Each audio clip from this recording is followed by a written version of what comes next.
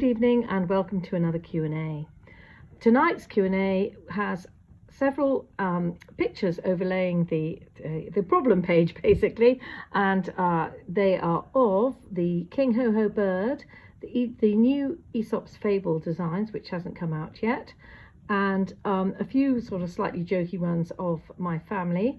And just to explain to you that I very rarely get out on these wonderful long walks because I'm a part-time granny babysitter at the moment, because Laura and Pep and the two girls are over from Spain living with us and with myself and Richard, their step-granddad, and we are actually having a wonderful time. So I'm sending you the slightly jollier moments of looking after two children and running a business, and hope that Karen might pop in a few pictures of how the rest of the team are getting on with work.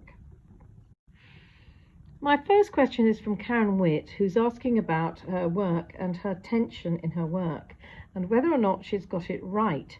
Well, the thing is that there isn't really a right or wrong with this, and I think your embroidery, it should be like your handwriting. It should be unique to you.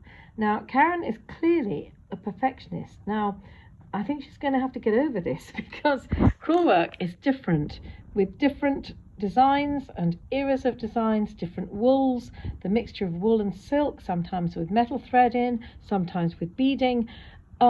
It's not really the thing if you want to be a perfectionist. I think that Karen, you're going to have to just drink lots of wine and really just enjoy it.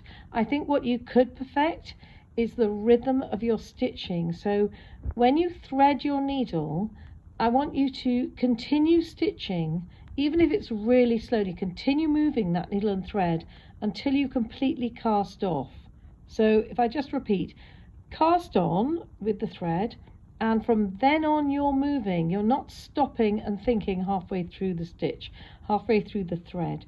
Now this is much harder than you think, and that's your homework, everybody. If anybody wants to go along with a few bits and pieces that I've kind of realised over the many years I've been learning myself and teaching crewel work.